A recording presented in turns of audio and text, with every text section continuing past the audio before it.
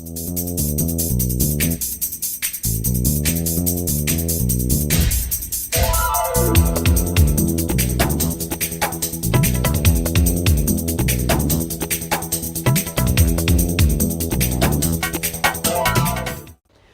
இந்த நாட்களில் தியானித்து வருகிற பரிசுத்த யோவான் எழுதின சுவிசேஷம் 16ஆம் அதிகாரம் 20ஆம் வசனத்தை வாசிக்க கேட்போம்.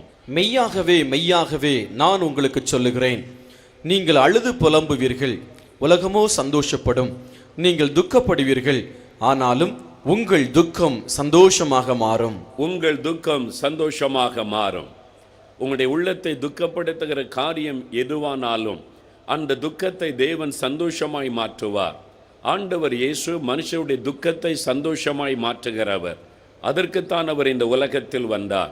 பாவத்தினால் உண்டாகிற துக்கம், வியாதியினால் உண்டாகிற துக்கம், இழப்புகளினால் உண்டாகிற துக்கம், அசுத்த ஆவியினால் உண்டாகிற துக்கம், பலவிதமான பாடுகளினால் உண்டாகிற துக்கம், மனுஷனுடைய வாழ்க்கையில் துக்கத்தையும் வேதனைகளை கொண்டு வருகிறது.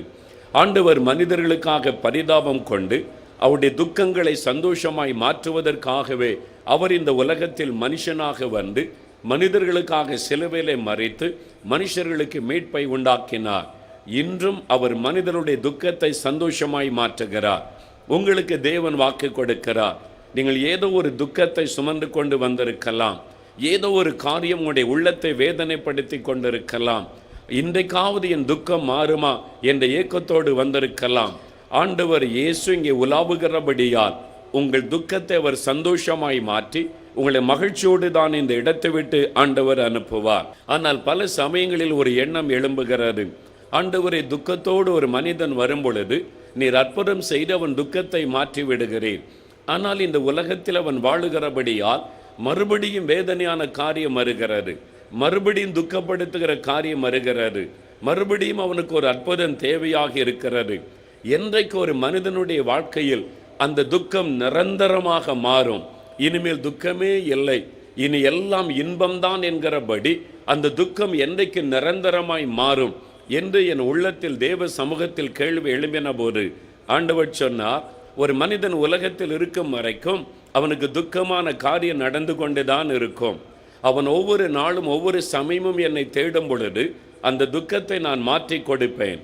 ஆனால் ஒரு நாள் வருகிறது, மனுஷனுடைய துக்கத்தை நான் நிரந்தரமாய் மாற்றுகிற ஒரு நாள் வருகிறது. அந்த நாள் வரும் பொழுதுதான் நிரந்தரமாக அவனுடைய துக்கம் மாறி மனிதனுடைய உள்ளத்தில் என்றைக்கும் ஒரு நித்திய சந்தோஷம் உண்டாகும். அப்படிப்பட்ட ஒரு நாள் வருகிறது என்பதாக சொன்னார். நான் வேதத்தை ஆராய்ந்த பொழுது வேதத்தில் அந்த வார்த்தை எழுதப்பட்டிருக்கிறது. அந்த வசனத்தை நாம் வாசிக்க கேட்போம். வெளிப்படுத்தின விசேஷம் 21ஆம் அதிகாரம் 3-4 வசனங்கள். மேலும் பரலோகத்திலிருந்து உண்டான ஒரு பெருஞ்சத்தத்தை கேட்டேன். அது, இதோ மனுஷர்களிடத்திலே தேவனுடைய வாசஸ்தலம் இருக்கிறது, அவர்களிடத்திலே அவர் வாசமாயிருப்பார், அவர்களும் அவருடைய ஜனங்களாயிருப்பார்கள். தேவன் தாமே அவர்களோடே கூட இருந்து அவர்களுடைய தேவனாயிருப்பார். அவர்களுடைய கண்ணீர் யாவையும் தேவன் துடைப்பார். இனி மரணமும் இல்லை, துக்கமும் இல்லை, அலறுதலும் இல்லை, வருத்தமும் இல்லை, முந்தினவைகள் ஒளிந்து போயின என்று விளம்பினது. ஒரு நாள் வருகிறது, பரலோகத்தின் தேவன் மனுஷர்களோடு வாசம் பண்ணுவாராம். மனுஷர்கள் தேவனோடு கூட வாசம் பண்ணுவார்களாம். அவர்கள் தேவனுடைய ஜனமாய் இருப்பார்கள். அவர் நம்முடைய தேவனாக இருப்பார். என்றென்று நாம் தேவனோடு கூட வாசம் பண்ணுகிற ஒரு நாள் வருகிறது. அந்த நாளில் ஆண்டவர் அவருடைய கண்ணீர் யாவையும் தேவன் துடைப்பாராம். இனிமேல் மரணமும் இல்லை, துக்கமும் இல்லை, அலறுதலும் இல்லை, வருத்தமும் இல்லை. முந்தினவர்கள் எல்லாம் ஒளிந்து போயின. இனிமேல் துக்கம் இல்லை, இனிமேல் வருத்தம் இல்லை, இனிமேல் கண்ணீர் இல்லை என்று சொல்லுகிற ஒரு நாள் வருகிறது. பிரியமானவர்களே, அதுதான் இந்த உலகத்தின் முடிவும் ஆண்டவர் இயேசு கிறிஸ்துவுடைய 2ஆம் வருகையும். அவர் திரும்ப வரும் பொழுது இப்பொழுது இருக்கிற இந்த பூமி முற்றிலும் அழிக்கப்பட்டுவிடும். இந்த பூமி அக்கினிக்கு இரையாக வைக்கப்பட்டிருக்கிறது என்று வேதம் சொல்லுகிறது. முதல் முறை மனிதர்கள் பாவம் செய்த பொழுது தண்ணீரினால் இந்த உலகத்தை தேவன் அழித்து எல்லாவற்றையும் மறுபடியும் புதிதாக மாற்றி கொடுத்தார். இப்பொழுது மறுபடியும் ஒரு முறை இந்த உலகம் அக்கினிக்கு இரையாக வைக்கப்பட்டு இருக்கிறது. ஆண்டவர் புதிய பூமியையும் புதிய வானத்தையும் சிருஷ்டிப்பாராம். அந்த ஒரு நாள் மகிமையான நாள் வருகிறது. அந்த நாளிலே சமுத்திரம் இல்லாமல் போய்விடும், அந்த புதிய புதிய பூமி சிருஷ்டிக்கப்பட்டு மனிதர்களை தேவன் தன்னுடைய பிள்ளைகளாக அந்த இடத்தில் வைத்து அவருடைய கண்ணீரை துடைத்து, இனிமேல் உங்களுக்கு வருத்தமே இல்லை, இனிமேல் நோய்களும் இல்லை, இனிமேல் எந்த வேதனையும் இல்லை, இனிமேல் எந்த கஷ்டமும் இல்லை, மரணமும் இல்லை, நீங்கள் மகிழ்ச்சியோடு கூட நித்திய காலமாக இருக்க போகிறீர்கள் என்று ஆண்டவர் நமக்கு வாக்கு பண்ணி இருக்கிறார். அந்த மகிமையான ஒரு நாளை நாம் எதிர்பார்த்திருக்கிறோம். அப்படிப்பட்ட ஒரு மகிழ்ச்சியான நாளுக்கு காரணம் என்ன தெரியுமா? இந்த வேதனைகளுக்கெல்லாம் காரணமாக இருக்கிற சாத்தானையும் அவனுடைய தூதர்களையும் ஆண்டவர் அக்னி கடலிலே அழித்து போடுவார். அவர்களுடைய காரியம் முடிந்த பிறகு இந்த உலகத்தில் வேதனை இல்லாதபடி மகிழ்ச்சியான ஒரு நாட்களை நாம் காணும்படிக்கு ஆண்டவர் செய்வார்.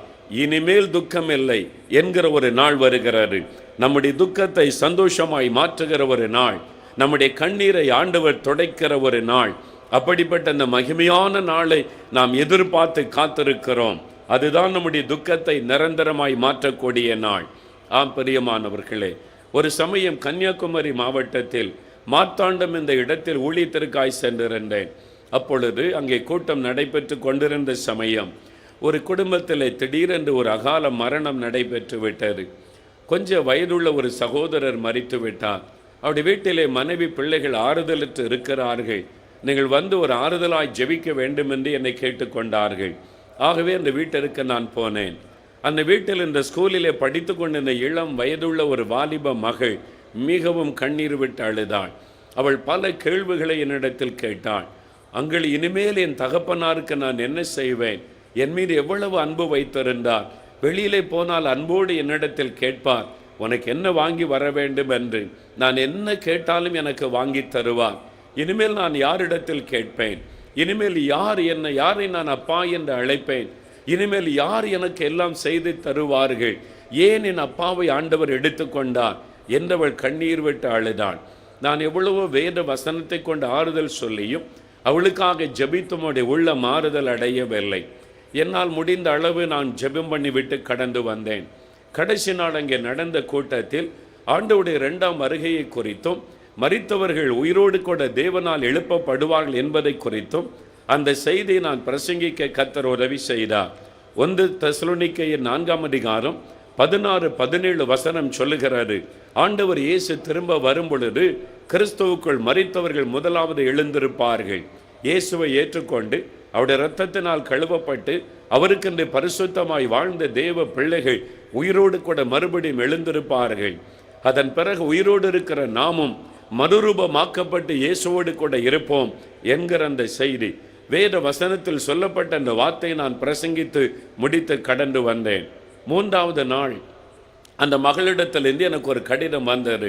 அவள் குறிப்பிட்டிருந்தாள், அங்கிள், என் வீட்டிற்கு நீங்கள் வந்து எங்களுக்கு நீங்கள் ஆறுதல் சொல்லி ஜெபம் செய்தீர்கள்.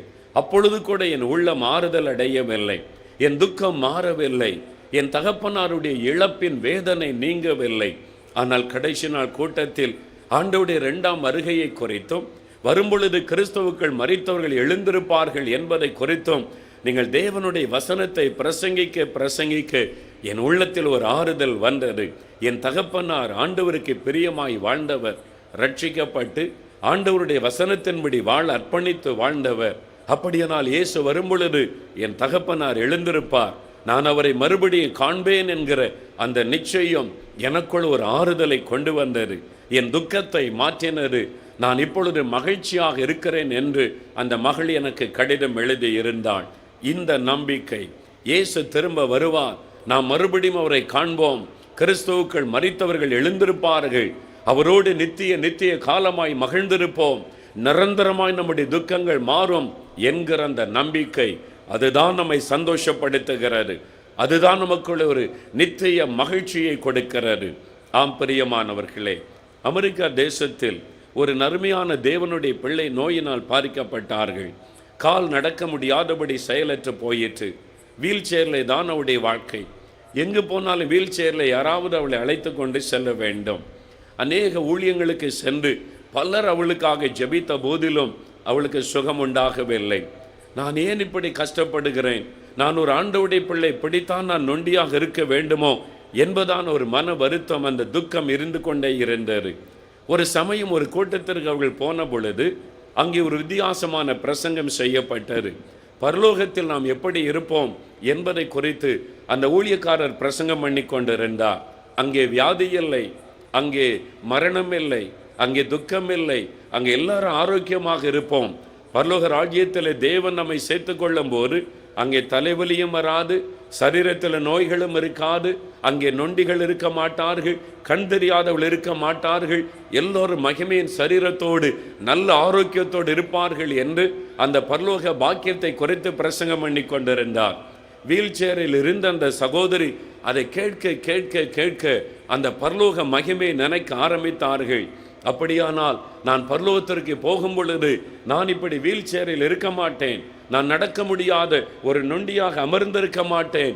நான் இயேசு கிறிஸ்து எனக்கு ஒரு புதிய சரீரத்தை தருவார், ஒரு மகிமையான சரீரத்தை எனக்கு தருவார், ஆரோக்கியமான ஒரு சரீரத்தை எனக்கு தருவார். அங்கே ஒரு நோயும் இருக்காது, ஒரு பலவீனமும் இருக்காது. நான் மகிழ்ந்திருக்க போகிறேன் என்று நினைக்க நினைக்க ஒரு பெரிய சந்தோஷம் உள்ளத்தில் பொங்கினது. அந்த வியாதி என்கிற துக்கம் உள்ளத்தை விட்டு மாறினது. மகிழ்ச்சியோடு துதித்தார்கள். ஆண்டவரே, எனக்கு இவ்வளவு பெரிய பாக்கியத்தை நீர் வைத்திருக்கிறீரே, அந்த நாளுக்காக ஸ்தோத்திரம் என்று துதித்தார்கள். துதிக்க துதிக்க மகிழ்ச்சி பொங்க பொங்க தன்னையும் அறியாதபடி வீழ்ச்சேர விட்டு எழும்பி நடக்க ஆரம்பித்து விட்டார்கள். உடனே சுகம் பெற்று விட்டார்கள். அந்த பரலோக பாக்கியத்தை நினைத்த பொழுது அந்த சரீரத்தில் சுகம் உண்டாயிற்று. இன்றைக்கு உலகத்தில் இருக்கும் வரைக்கும் தான் நமக்கு நோய்களும் பாடுகளும் வேதனைகளும் உபத்திரவங்களும். இந்த உலகம் பாடு நிறைந்த உலகம், உபத்திரவு நிறைந்த உலகம். இந்த உலகத்தில் பயங்கரமான விஷ கிருமிகளும் கொள்ளை நோய்களும் பரவக்கூடிய ஒரு உலகம். இந்த உலகத்தில் இருக்கும் வரைக்கும் தான் இந்த பாடுகளும் வேதனைகளும். ஒரு நாள் வருகிறது, அவர் திரும்ப வந்து நம்மை சேர்த்து கொள்ளும் பொழுது, அந்த பரலோக பாக்கியத்தை நமக்கு தரும் பொழுது, அங்கே நோய்கள் இல்லை, அங்கே வறுமை இல்லை, அங்கே வேதனைகள் இல்லை, அங்கே கண்ணீரை எல்லாம் ஆண்டவர் துடைத்து இனிமேல் உனக்கு துக்கம் இல்லை என்று ஆண்டவர் சொல்லுவார். இனிமேல் எதை குறித்த துக்கமும் இல்லை, எதை குறித்த வருத்தமும் இல்லை என்று தேவன் மகிழ பண்ணுவார். நிரந்தரமாய் நம்முடைய துக்கத்தை மாற்றுகிற ஒரு நாள் அது. ஆம் பிரியமானவர்களே, அந்த ஆசீர்வாதத்தை தேவன் நமக்கு கொடுக்கத்தான் ஆண்டவர் விருப்பம் உள்ளவராக இருக்கிறார். ஆகவேதான் இயேசு கிறிஸ்துவுடைய அந்த ஊழியத்தின் கடைசி நாட்களை நீங்கள் பார்க்கும் பொழுது அடிக்கடி அதை குறித்து பேசி இருக்கிறதை பார்க்க முடியும். யோவான் 14ஆம் அதிகாரம் 18ஆம் வசனத்தில் ஆண்டவர் சொல்லுகிறார், நான் உங்களை திக்கற்றவளாக விடேன், உங்களிடத்தில் வருவேன் என்பதாக அவர் சொல்லி இருக்கிறதை நாம் இங்கே வாசிக்கிறோம். நான் இந்த உலகத்தில் உங்களை திக்கற்றவளாக விட்டுவிட மாட்டேன். என் பிள்ளைகளை இந்த பாடு நிறைந்த உலகத்தில் அந்த வேதனையில் நான் விட்டுவிட மாட்டேன். நான் மறுபடியும் வருவேன், நான் திரும்ப வருவேன். I will not leave you comfortless in this world. I will come again. ஆண்டவர் சொன்னார், இந்த உலகத்தில் உங்களை நான் விட்டுவிட மாட்டேன், வேதனையிலும் துக்கத்திலும் அமிழ்ந்து போக விட்டுவிட மாட்டேன், நான் திரும்ப வருவேன் என்பதாய் சொன்னார். ஆகவேதான் யோவான் 14ஆம் அதிகாரம் முதல் 3 வசனத்தை வாசித்து பாருங்கள். உங்கள் இருதயம் கலங்காதிருப்பதாக, அந்த வேதனை துக்கத்தில் கலங்கி விடாதிருப்பீர்களாக. வியாதி வேதனை நெருக்கம் பாடுகள் என்று உங்கள் இருதயம் கலங்காதிருப்பதாக. தேவனிடத்தில் விசுவாசம் உள்ளவளாயிருங்கள். அப்பொழுதுதான் ஆண்டவர் சொல்லுகிறார், நான் போய் உங்களுக்காக ஒரு ஸ்தலத்தை ஆயத்தப்படுத்துகிறேன். பரலோகத்திலே ஒரு ஸ்தலத்தை நான் ஆயத்தப்படுத்துகிறேன். என்னோடு கூட நீங்கள் இருக்கும்படிக்கு அந்த வேதனை இல்லாத, வியாதி இல்லாத, துக்கமில்லாத இடத்திற்கு உங்களை அழைத்து செல்லும்படியாய் நான் திரும்ப வருவேன். என்னோடு கூட உங்களை சேர்த்து கொள்ளும்படி, நான் இருக்கிற இடத்தில் நீங்களும் என்னோடு இருக்கும்படி நான் திரும்ப வருவேன் என்பதாய் ஆண்டவர் வாக்கு கொடுத்து போனார். இதுதான் நம்முடைய நம்பிக்கை.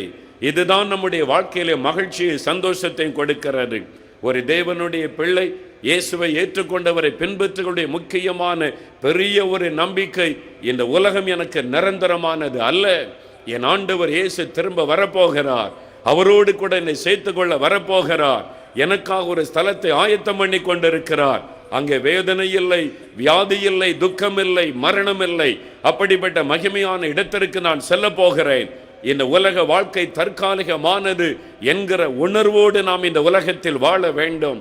அதுதான் கிறிஸ்தவ வாழ்க்கை, அதுதான் இயேசுவை பின்பற்றக்கூடிய ஒரு வாழ்க்கை என்பதாக வேதம் நமக்கு தெளிவாக சொல்லுகிறது. ஆகவேதான் பூமிக்குரியவைகளை அல்ல, மேலானவைகளை நாடுங்கள் என்று வேதம் நமக்கு சொல்லுகிறது. அந்த நாள் எப்பொழுது வரும்? அதுதான் அநேகருடைய உள்ளத்திலே எழும்பிக் கொண்டிருக்கிற கேள்வி. ஐயா, எப்பொழுது அந்த நாள் வரும்? எப்பொழுது இயேசு திரும்ப வருவார்? எப்பொழுது வந்து என்னை சேர்த்துக் கொள்ளுவார்? எப்பொழுது எல்லாவற்றிற்கு ஒரு முடிவு வரும்? அதுதான் அநேகருடைய உள்ளத்தில் எழும்பிக் கொண்டிருக்கிற ஒரு கேள்வி. ஆண்டவர் சீக்கிரம் வந்துவிட மாட்டாரா? நம்முடைய பிரச்சனைக்கு ஒரு முடிவு வந்துவிடாதா என்பது நம்முடைய உள்ளத்தின் ஏக்கமாக இருக்கிறது. மனிதர்கள் மாத்திரம் அல்ல, தேவனால் சிருஷ்டிக்கப்பட்ட சிருஷ்டிகளும் கூட அவருடைய வருகைக்காக ஏங்கிக் கொண்டிருக்கிறது என்பதாக வேத வசனம் சொல்லுகிறது. ஆம் பிரியமானவர்களே, ஆண்டவர் என்றைக்கு வருவார்? எந்த வருஷம் வருவார்? எந்த நாளில் வருவார்? ஒருவருக்கும் தெரியாது. அது பிதாவினுடைய ரகசியம். அது பிதாவினிடத்தில் இருக்கிற ஒரு காரியம். ஒரு மனிதரும் அதை சொல்ல முடியாது. இந்த வருஷம், இந்த மாதம், இந்த நாளில் இயேசு வருவார் என்று யாராவது சொன்னால் நம்பாதிருங்கள். ஒரு நாளும் ஒரு மனிதனுக்கும் அது வெளிப்படுத்தப்படவே மாட்டாது. அது பிதாவினிடத்தில் இருக்கிற ரகசியம். ஆகவே திருடன் வருகிற வண்ணமாய் என் வருகை இருக்கும் என்று இயேசு சொன்னார். எனக்கு அந்த திருடன் வரும்போது உங்களுக்கு ஃபோன் பண்ணி, நான் இத்தனை மணிக்கு உங்கள் வீட்டுக்கு திருட வருகிறேன் என்று சொல்லிவிட்டு வரமாட்டான். எதிர்பாராத நேரத்தில் வருவான். அப்படித்தான் இயேசுடைய வருகையும் இருக்கும். நாம் எதிர்பாராத நேரம் வருவார். இன்றைக்கு இரவு வரலாம், நாளைக்கு வரலாம், அடுத்த வாரம் வரலாம், அடுத்த மாதம் வரலாம், நமக்கு தெரியாது. ஆனால் ஒன்று நிச்சயம், அவருடைய வருகை சமீபம். நாம் கடைசி நிமிடத்தில் வந்துவிட்டோம் என்பதை மாத்திரம் நாம் அறிந்து கொள்ள முடியும். அவருடைய வருகை இந்த நாள், இந்த நேரம் என்று ஒருவரும் சொல்ல முடியாது. ஆனால் அதே சமயத்தில் நாம் கடைசி வினாடியில் வந்துவிட்டோம் என்பதை நாம் தெளிவாக அறிந்து கொள்ள வேண்டும்.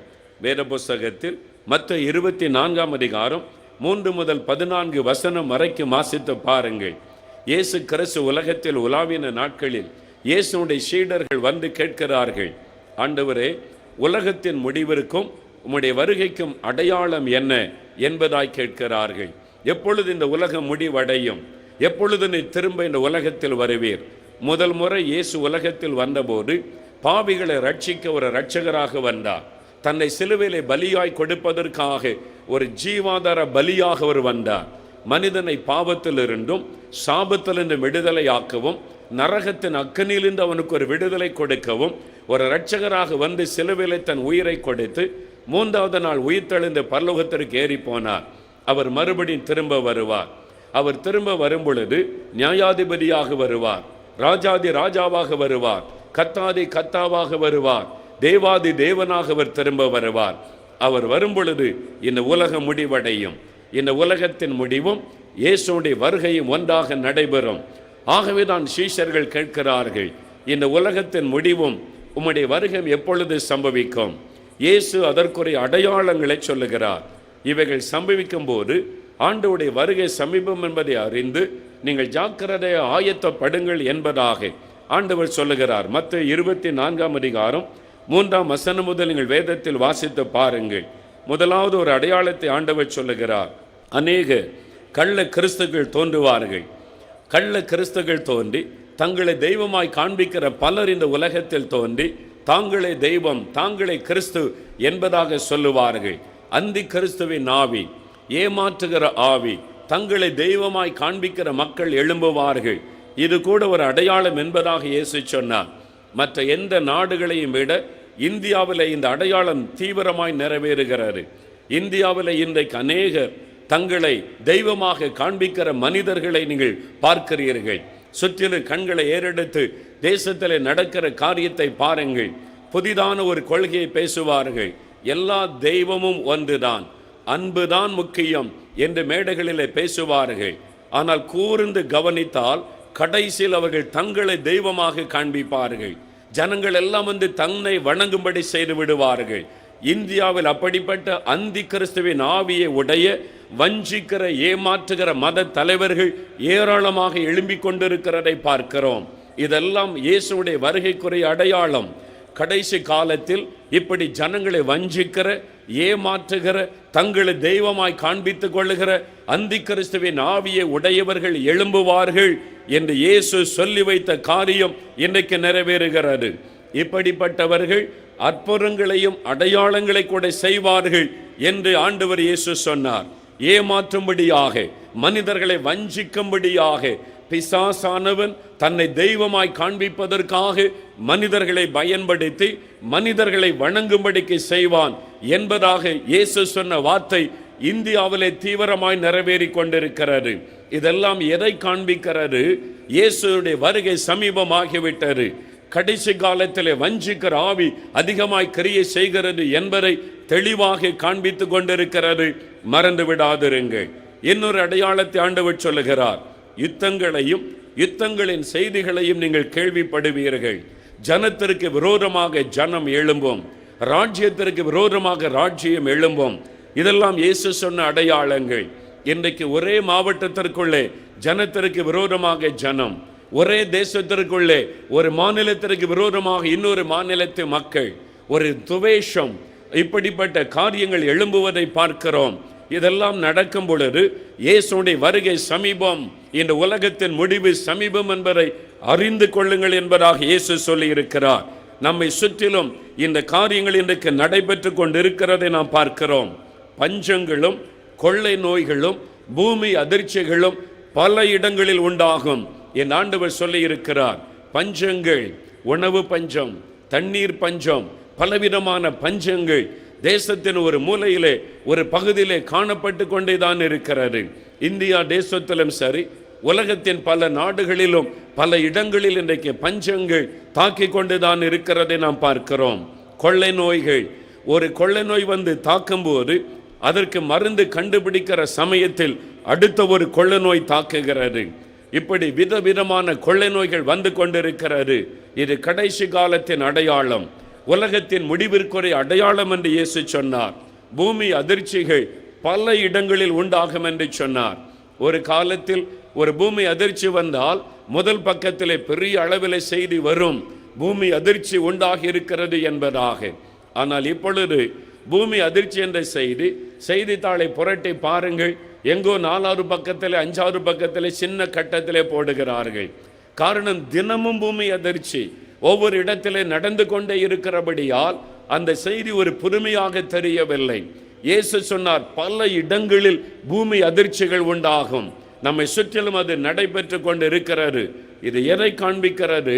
அந்த நாள் நெருங்கிவிட்டது, உலகத்தின் முடிவு நெருங்கிவிட்டது, இயேசுடைய 2ஆம் வருகை நெருங்கிவிட்டது என்பதை தெளிவாக இது நமக்கு காண்பிக்கிறது.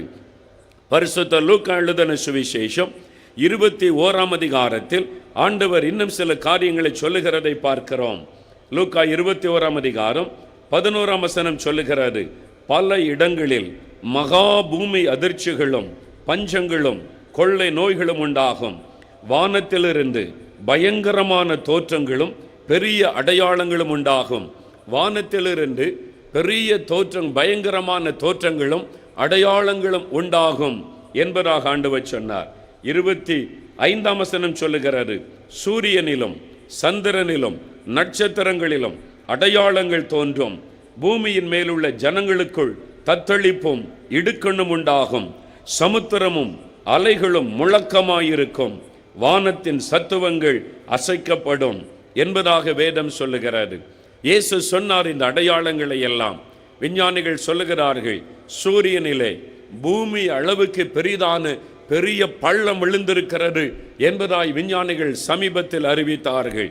ஆகவே சூரியனிலிருந்து ஒரு அக்கினி சுனாமி ஒன்று பூமியை நோக்கி வந்து கொண்டிருக்கிறது என்பதாக அறிவித்திருக்கிறார்கள். சூரியனிலே உண்டான அந்த மாற்றம் இயேசு சொன்ன அடையாளம், வேதத்தில் உள்ள அடையாளம் நிறைவேறுகிறது. நேற்று தினம் செய்தியிலே ஒரு குறிப்பை சொல்லப்பட்டது. அமெரிக்காவில் இருக்கிற நாசா விஞ்ஞானி கழகம் ஒன்றை கண்டுபிடித்திருக்கிறது. சந்திரனிலே கீறல் விழுந்திருக்கிறது. படத்தோடு அதை காண்பித்தார்கள். சந்திரனிலே கீறல் விழுந்திருக்கிறது என்பதாய் இயேசு சொன்னார், சூரியனிலும் சந்திரனிலும் இப்படிப்பட்ட காரியங்கள் நடக்கும். இதெல்லாம் வருகைக்குரிய அடையாளம், உலகத்தின் முடிவிற்குரிய அடையாளம் என்று இயேசு சொன்ன வார்த்தை நம்முடைய நாட்களில் நிறைவேறி கொண்டிருக்கிறது. எனக்கு அன்பானவர்களே, இதெல்லாம் எதை வெளிப்படுத்துகிறது? ஆண்டவருடைய வருகை சமீபம். சில ஆண்டுகளுக்கு முன்பாக வரைக்கும் விஞ்ஞானிகள் சொன்னார்கள், இந்த உலகம் இன்னும் எத்தனையோ லட்சக்கணக்கான வருஷம் இருக்க போகிறது, அதற்குரிய எல்லா வசதிகளும் உலகத்தில் உண்டு என்பதாய் அறிவித்தார்கள். ஆனால் கடந்த சில வருஷங்களாக, ஒரு 4-5 வருஷமாக விஞ்ஞானிகள் சொல்லுகிறார்கள், உலகத்தில் ஏற்பட்டிருக்கிற மாற்றங்களை பார்க்கும் பொழுது இந்த உலகம் வெகு நாட்கள் தாங்காது, சீக்கிரத்தில் உலகம் அழிந்துவிடும் என்று இப்பொழுது விஞ்ஞானிகளுடைய வார்த்தைகள் மாறிவிட்டது. அப்படிப்பட்ட சூழ்நிலைகளை இன்றைக்கு நாம் பார்க்கிறோம். எனக்கு அன்பானவர்களே, இதெல்லாம் எதை வெளிப்படுத்துகிறது? இந்த உலகத்தின் நாட்கள் முடிவடைய போகிறது. இந்த உலகத்தின் முடிவு சமீபமாகிவிட்டது. ஆண்டவருடைய வருகை சமீபமாகிவிட்டது. இயேசு சொன்ன அடையாளங்கள் நம்மை சுற்றிலும் நிறைவேறி கொண்டிருக்கிறது. ஆண்டவர் சொன்னார், சமுத்திரம் முழக்கமாக இருக்கும். சுனாமியினால் உண்டாகிற பாதிப்பை குறித்து வேதத்தில் எழுதப்பட்டிருக்கிறது. இன்றைக்கு அதிகமாய் சொல்லப்படுகிற ஒரு வார்த்தை, ஒவ்வொரு இடங்களிலும் கடல் சீற்றம் அதிகமாயிருக்கிறது. கடல் வித்தியாசமாய் மாறிவிட்டது. கடைசி காலத்தில் அப்படி மாறும் என்பதாக இயேசு சொன்ன அடையாளம் நிறைவேறி கொண்டிருக்கிறது. உலகத்தில் நடக்கிற ஒவ்வொரு சம்பவங்களும் வேதத்தில் எழுதப்பட்டிருக்கிறது, நீங்கள் பார்க்க முடியும். இயேசு சொன்ன அடையாளங்கள் தீவிரமாய் நிறைவேறுகிறபடியால் அவருடைய வருகை சமீபித்து விட்டது. உலகத்தின் முடிவு சமீபித்து விட்டது. ஆம் பிரியமானவர்களே, முக்கியமான ஒரு அடையாளத்தை இயேசு சொன்னார். மத்தேயு 24:14 இந்த ராஜ்யத்தின் சுவிசேஷம் உலகத்தின் சகல மக்களுக்கும் அறிவிக்கப்படும், அப்பொழுது முடிவு வரும்.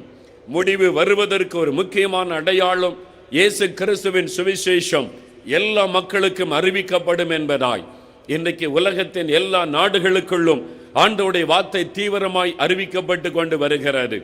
இந்த சுவிசேஷம் அறிவிக்கப்படுவதை ஒருவரும் தடுக்க முடியாது. காரணம், இது வானத்தையும் பூமியை உண்டாக்கின தேவனுடைய கட்டளை. கட்டாயம் சுவிசேஷம் எல்லா மக்களுக்கும் அறிவிக்கப்பட்டே ஆக வேண்டும். இது இயேசுடைய வார்த்தை. ஒருவராலும் ஒரு அரசாங்கத்தாலும் அதை தடுக்கவே முடியாது. என்றால் ராஜ்யங்களை ஆளுகிற சர்வ வல்லமுள்ள தேவன் இயேசு கிறிஸ்து. அவருடைய வார்த்தை பொய்யாய் போகாது. அந்த வார்த்தை தீவிரமாய் நிறைவேறுகிறது. ஆகவேதான் எல்லா இடத்திலும் இந்த சுவிசேஷம் இன்றைக்கு தீவிரமாய் பிரசங்கிக்கப்பட்டு கொண்டிருக்கிறது. ஒருவேளை நினைக்கலாம், இதுதான் எத்தனையோ வருஷமாய் சொல்லிக் கொண்டிருக்கிறார்கள், உலகம் அழிய போகிறது, இயேசு வரப்போகிறார் என்று இந்த கிறிஸ்தவர்கள் சொல்லிக் கொண்டிருக்கிறார்கள், ஊழியர்கள் சொல்லிக் கொண்டிருக்கிறார்கள், இன்னும் நடக்கவில்லை என்று கேள்வி எழுப்பக்கூடிய மக்கள் உண்டு. எனக்கு அன்பானவர்களே, ஏன் அவருடைய வருகை தாமதிக்கிறது தெரியுமா? அதையும் தேவனுடைய வார்த்தை சொல்லுகிறது. 2 பேதுரு 3:9 வாசித்து பாருங்கள். தாமதிக்கிறார் என்று சிலர் எண்ணுகிறபடி தேவன் தம்முடைய வாக்குத்தத்தத்தை குறித்து தாமதமாயிராமல், நான் சீக்கிரமாய் வருவேன் என்று சொன்னாரே, நான் திரும்ப வருவேன் என்று சொன்னாரே, அந்த வாக்குத்தத்தத்தை குறித்தவர் தாமதமாயிராதபடி எல்லாரும் மனம் திரும்பி ரட்சிக்கப்பட வேண்டும் என்பதற்காக அவர் நீடிய பொறுமை உள்ளவராயிருக்கிறார். ஏன் அவர் தாமதிக்கிறார் தெரியுமா? எல்லாரும் ரட்சிக்கப்பட வேண்டும். ஆண்டவர் வந்துவிட்டால் பாவத்திலே வாழுகிறவர்கள், விக்கிரகத்தை தெய்வம் என்று வணங்குகிறவர்கள், விபச்சாரத்திலே வாழுகிறவர்கள், மதுபானத்திற்கு அடிமைப்பட்டவர்கள், போதை வஸ்துகளுக்கு அடிமைப்பட்டவர்கள், லஞ்ச லாவண்யத்திலே வாழ்ந்து கொண்டிருக்கிறவர்கள், துன்மார்க்கத்திலே வாழுகிறவர்கள் நரகத்தின் அக்னிக்குள்ளே பங்கடைவார்கள். ஆகவேதான் ஆண்டவர் இந்த ஆத்துமாக்கள் நரகத்திலே அழிவதை விரும்பாதபடியினால் எப்படியாவது இவர்கள் ரட்சிக்கப்பட வேண்டும், இந்த பாவத்தை விட்டு மனம் திரும்ப வேண்டும், அவர்கள் நரகத்தின் அக்னிக்குள்ளே போய்விடக் கூடாது, மோட்ச பாக்கியத்திற்குள்ளே வர வேண்டும் என்பதற்காக நீடிய பொறுமையுள்ளவராயிருக்கிறார். எனக்கு அன்பான சகோதரனே, நீ கிறிஸ்தவனாக இருக்கலாம், கிறிஸ்தவன் அல்லாதவனாக இருக்கலாம், தெய்வ நம்பிக்கை உள்ளவனாக இருக்கலாம், அல்லது தெய்வ நம்பிக்கை இல்லாதவனாக இருக்கலாம். ஆண்டவருடைய வார்த்தை சத்தியம், ஆண்டவர் இயேசுவுடைய வார்த்தை உண்மை. ஆகவே அந்த வார்த்தையின்படி நீ மனம் திரும்ப வேண்டும் என்றவர் தாமதித்துக் கொண்டிருக்கிறார். குடிகாரனே, நீ உன் குடி பழக்கத்தை விட்டு மனம் திரும்ப வேண்டும் என்றுதான் ஆண்டவர் தாமதித்துக் கொண்டிருக்கிறார். விபச்சாரக்காரனே, உன் விபச்சாரத்தை விட்டு நீ மனம் திரும்பி நீ பரலோக பாக்கியத்திற்கு ஆயத்தப்பட வேண்டும் என்றுதான் அவர் தாமதித்துக் கொண்டிருக்கிறார். வாலிபனே, உன் துன்மார்க்கத்தை விட்டு நீ மனம் திரும்பி அவருடைய வருகைக்கு உன்னை ஆயத்தப்படுத்திக் கொள்ள வேண்டும். நீ நரகத்திலே அழிந்துவிடக் கூடாது என்றுதான் ஆண்டவர் தாமதித்துக் கொண்டிருக்கிறார். லஞ்சம் வாங்கி ஊழல் செய்து இந்த உலகத்திலே இன்னும் எத்தனை வருஷ காலம் வாழப் போகிறேன் என்று ஏமாற்றப்பட்ட நிலைமையிலே துன்மார்க்கமாய் வாழ்ந்து கொண்டிருக்கிறவனே, அந்த பாவத்தை விட்டு நீ மனம் திரும்பி உன்னை வருகைக்கு ஆயத்தப்படுத்திக் கொள்ள வேண்டும். பரலோக பாக்கியத்திற்கு ஆயத்தப்படுத்திக் கொள்ள வேண்டும் என்றுதான் உன் மீது வைத்த அன்பின் நிமித்தமாய் நீ நரகத்திலே அழிந்து விடக்கூடாது என்பதற்காய் ஆண்டவர் தாமதித்துக் கொண்டிருக்கிறார் என்று தேவனுடைய வார்த்தை சொல்லுகிறது. ஆகவேதான் இன்றைக்கு தேவனுடைய வார்த்தை உன்னை தேடி வருகிறது. இந்த மைதானத்திலே நின்று என் வார்த்தையை கேட்கிறேன், ஒருவராவது நரகத்தின் அக்கினிக்குள்ளே போய்விடக் கூடாது என்று என் தேவ சமூகத்தில் நான் கண்ணீரோடு கூட உனக்காக ஜெபித்தபடியினால் இந்த வார்த்தைகளை நான் உனக்கு சொல்லிக் கொண்டிருக்கிறேன். நீ யாராக இருந்தாலும் சரி, ஆண்டவருடைய வருகை சமீபம். நீ நம்பினாலும் நம்பாவிட்டாலும் என் ஆண்டவர் இயேசு சீக்கிரமாய் வருகிறார். நீ விசுவாசித்தாலும் விசுவாசிக்காவிட்டாலும் இயேசு சீக்கிரமாய் வருகிறார். உலகம் முடிவடைய போகிறது என்பதை நீ அறிந்து கொள். இன்னொரு தலைமுறை வருமா என்பது சந்தேகம். இதுதான் கடைசி தலைமுறையாய் இருக்கலாம் என்று வேத அறிஞர்கள் நம்புகிறார்கள், தேவ மக்கள் நம்புகிறார்கள். அவருடைய வருகை சமீபம். நீ ரட்சிக்கப்பட வேண்டும் என்றவர் தாமதித்துக் கொண்டிருக்கிறார். நீ மனம் திரும்ப வேண்டும் என்றவர் தாமதித்துக் கொண்டிருக்கிறார், உன் மீது வைத்த அன்பின் நிமித்தமாய். ஆகவே இன்றைக்காவது நீ மனம் திரும்ப வேண்டும். இன்றைக்காவது உன் பாவத்தை விட்டு மனம் திரும்பி இயேசு கொண்ட வாழ்க்கையை நீ ஒப்புக் கொடுக்க வேண்டும். சீக்கிரமாய் வருகிறார். ஒரு பக்கம் அவருடைய வருகைக்குரிய அடையாளம் நடக்கும்போது, இன்னொரு பக்கம் ஒரு பெரிய சந்தோஷம். என் துக்க நாட்கள் முடிய போகிறது. என் ஆண்டவர் வரும்போது என்னை பெயர் சொல்லி அழைப்பாரே, அவருடைய சமூகத்தில் போய் நான் மகிழ்ந்திருக்க போகிறேனே. தேவ பிள்ளைகளுடைய உள்ளத்தில் அதுதான் மகிழ்ச்சி, அதுதான் சந்தோஷம். எதற்காக ஊழியம் செய்கிறோம்? பணத்துக்காக அல்ல, புகழுக்காக அல்ல. ஒரு நாள் என் இயேசு வரும் பொழுது அவர் பெயர் சொல்லி அழைத்து, நல்லது உண்மையும் உத்தமமான ஊழியக்காரனே, நீ கொஞ்சத்திலே உண்மையாய் இருந்தாய், எஜமானுடைய சந்தோஷத்திலே பிரவேசி என்று அந்த பரலோக பாக்கியத்தை தருவாரு. அந்த ஒரே காரியத்திற்காகவே இரவும் பகலும் இந்த இயேசுவை நான் அறிவித்துக் கொண்டிருக்கிறேன். உலக நன்மைக்காக அல்ல. என் எஜமான் வரும் பொழுது மகிழ்ச்சியோடு அவரை சந்திக்க வேண்டும். அது ஒன்றுதான் எங்களுடைய நோக்கம். அதற்காகத்தான் சுவிசேஷத்தை அறிவிக்கிறோம். அதற்காகத்தான் ஓடி ஓடி ஊழியம் செய்கிறோம். மதம் மாற்றுவதற்காக அல்ல. நீ நரகத்திலே அழிந்து விடக்கூடாது என்பதற்காக. விக்கிரக ஆராதனைக்காரன் அக்கினியிலே பங்கடைவான் என்று வேத வசனம் சொல்லுகிறது. மனிதர்களை தெய்வமாய் வணங்குகிறவர்கள் நரகத்தின் அக்கினியிலே பங்கடைவார்கள் என்று தேவனுடைய வார்த்தை சொல்லுகிறது. அந்த பாவத்தை விட்டு நீ மனம் திரும்பி உண்மையான தெய்வத்தை நீ அறிந்து கொள்ள வேண்டும் என்றுதான் இந்த வார்த்தைகளை அறிவித்துக் கொண்டிருக்கிறோம். மதம் மாற்றுவதற்காக அல்ல. நீ மதம் மாறினால் ஒரு நயா பைசாவுக்கு கூட பிரயோஜனப்படாது. மனம் மாறி ரட்சிக்கப்பட வேண்டும். இயேசு வந்தது மதம் மாற்றுவதற்காக அல்ல. கிறிஸ்தவன் கூட ரட்சிக்கப்படாவிட்டால் மோட்சத்திற்கு செல்ல முடியாது. கிறிஸ்தவ பெயரை வைத்திருப்பதனால் மோட்சத்திற்கு செல்ல முடியாது.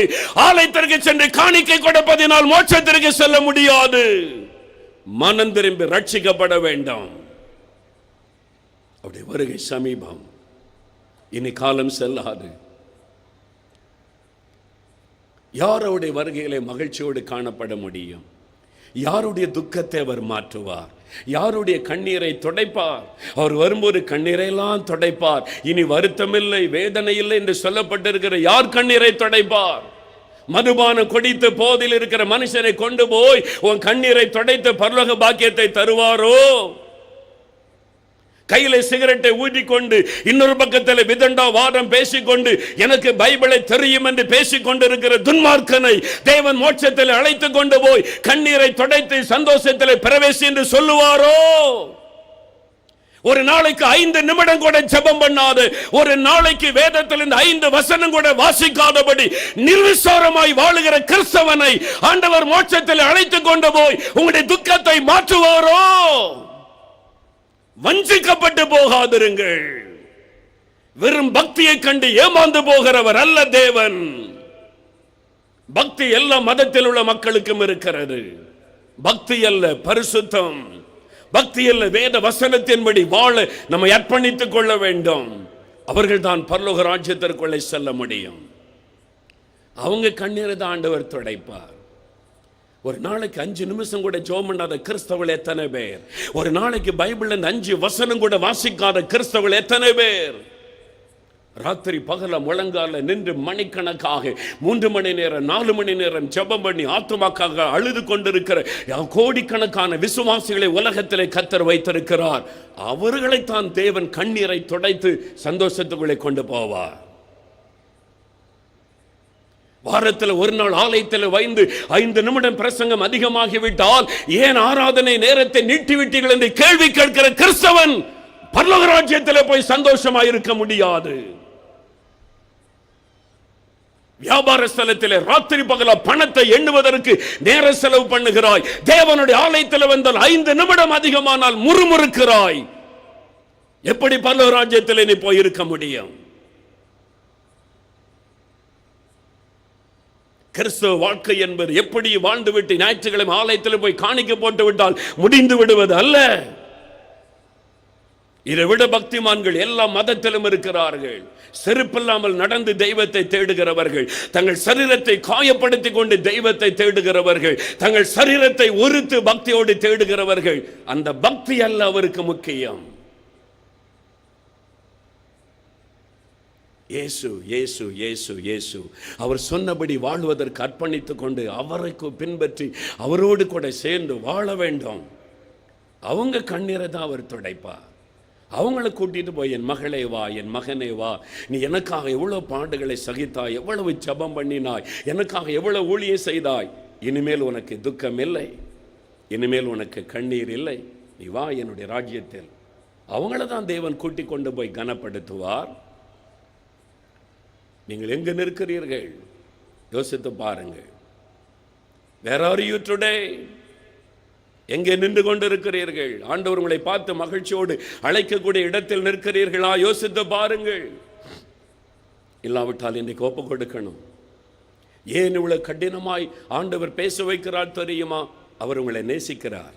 நீங்க அழிந்து விடக்கூடாது, நரகத்திற்குள்ளே போய்விடக்கூடாது, இங்க இருக்கிற ஒரு ஆத்மா கூட நரகத்திலே போய்விடக்கூடாது என்று தேவன் பாரமுள்ளவராய் இருக்கிறபடியால், உங்களுக்காக நான் தேவ சமூகத்திலே கண்ணீர் வடித்தபடியால் இந்த வார்த்தைகளை கடினமாய் நான் பேசுகிறேன்.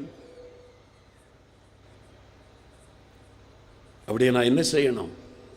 ஐயா, எப்படி வாழணும்? யாரை ஆண்டவர் துக்கத்தை மாற்றி சந்தோஷப்படுத்துவார்? வேகமாய் 3 வசனங்களை சொல்லி நான் முடிக்க விரும்புகிறேன். முதலாவதாக 1 தெசலோனிக்கேயர் 5ஆம் அதிகாரம் 23ஆம் வசனம். சமாதானத்தின் தேவன் தாமே உங்களை முற்றிலும் பரிசுத்தமாக்குவாராக.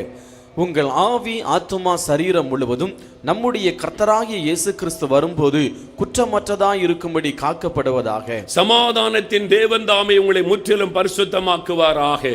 நம்முடைய கர்த்தராகிய இயேசு கிறிஸ்து திரும்ப வரும் பொழுது உங்களுடைய ஆவி ஆத்துமா சரீரம் மூன்றும் குற்றமற்றதாய் இருக்கும்படி காக்கப்படுவதாக. அவர் வரும் பொழுது யாரை சேர்த்துக் கொள்ளுவார்? ஆவி ஆத்துமா சரீரத்திலே பரிசுத்தம் உள்ளவர்கள். ஆண்டவர் சபை பேரை சொல்லி கூப்பிட மாட்டார். இந்த சபையில் இருக்கிறவங்கலாம் வாங்க, இந்த சபையில் இருக்கிறவங்கலாம் வாங்க, அப்படி கூப்பிட மாட்டார்.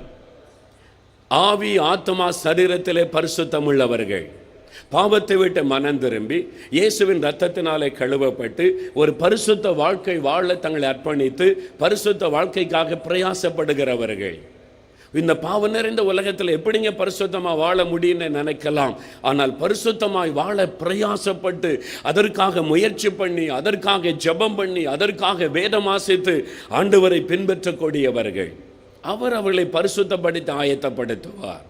நீங்கள் ஒப்பு கொடுத்தால் போதும், அவர் உங்களை பரிசுத்தப்படுத்தி ஆயத்தப்படுத்துவார். ஒவ்வொரு நாளும் சுத்திகரித்து பரிசுத்தத்தில் அவர் வழி நடத்துவார். மத்தேயு 5ஆம் அதிகாரம் 8ஆம் வசனம் சொல்லுகிறது, இருதயத்தில் சுத்தமுள்ளவர்கள் பாக்கியவான்கள், அவர்கள் தான் தேவனை தரிசிப்பார்கள். இருதயத்தில் இச்சைகளும் பொறாமைகளும் பெருமைகளும் கோபங்களும் வைராக்கியங்களையும் வைத்துக் கொண்டிருந்தவர்கள் பரலோகத்தில் தேவனை தரிசிக்க முடியாது. இருதய சுத்தம் வேண்டும். இருதயத்தை கழுவி சுத்திகரிக்க வல்லமையுள்ள ஒரே ஒரு காரியம் இயேசுவின் ரத்தம். மனுஷனுடைய இருதயத்தை கழுவி சுத்திகரிக்க வல்லமை உள்ளது இயேசுவின் ரத்தம். அந்த இயேசுவின் ரத்தத்தினால இருதயம் கழுவப்பட்டு இருதயத்தில் அன்பு, சந்தோஷம், சமாதானம், தாழ்மை, அப்படிப்பட்ட தேவ அன்பு நிறைந்திருக்க வேண்டும். அவங்க தான் ஆண்டவரை தரிசிக்க முடியும். எபிரெயர் 12:14 சொல்லுகிறாரு, யாவரோடும் சமாதானமாய் இருக்கவும் பரிசுத்தம் உள்ளவர்களாய் இருக்க நாடுங்கள். பரிசுத்தம் இல்லாமல் ஒருவனும் தேவனை தரிசிப்பதில்லை. பரிசுத்தம் இல்லாமல் வரப்போகிற இயேசுவை யாரும் தரிசிக்க முடியாது, மோட்சத்தில் அவரை சந்திக்க முடியாது, அந்த பாக்கியத்தை பெற்றுக்கொள்ள முடியாது. பரிசுத்தம், கண்ணின் பார்வையில பரிசுத்தம், சிந்தனையில பரிசுத்தம், உங்களுடைய வாழ்க்கையில பரிசுத்தம், எல்லாவற்றிலும் பரிசுத்தம். 1 பேதுரு 1:15-16 சொல்லுகிறாரு, உங்களை அழைத்தவர் பரிசுத்தராய் இருக்கிறதை போல உங்கள் நடக்கைகளில் எல்லாவற்றிலும் பரிசுத்தரமாயிருங்கள்.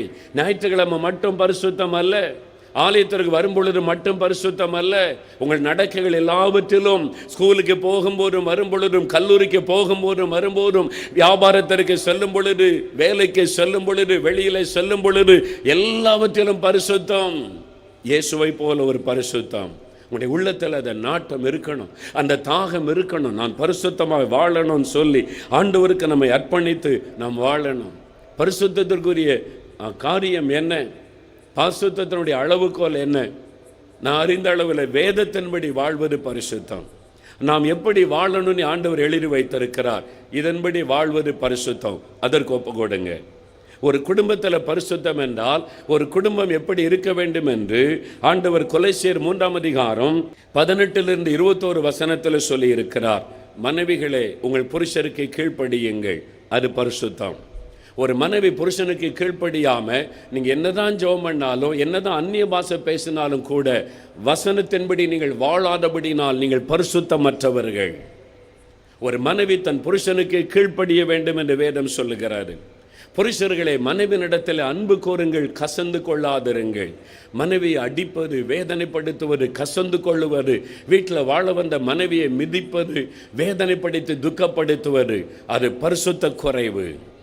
ஒரு புருஷன் மனைவியை நேசிக்க வேண்டும், அதான் குடும்பத்தின் பரிசுத்தம். பிள்ளைகளே, பெற்றோருக்கு கீழ்ப்படியுங்கள். தாய் தகப்பனுக்கு கீழ்ப்படியாம தாய் தகப்பனை துக்கப்படுத்தி விட்டு நானும் இயேசுவை நேசிக்கிறேன் என்று பயபக்தியா ஜெபம் பண்ணுகிறேன் என்றால் தேவன் அதை பார்த்து ஏமாந்து விடுகிறவர் அல்ல. முதலாவது உங்களுடைய பெற்றோருக்கு கீழ்ப்படியணும், அவங்களை சந்தோஷப்படுத்த வேண்டும், வேத வசனத்தின்படி வாழ வேண்டும், அதுதான் பரிசுத்தம்.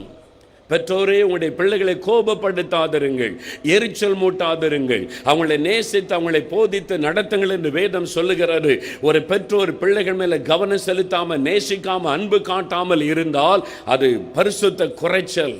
பரலோக ராஜ்யத்தில் ஆண்டவரை சந்திக்க முடியாது.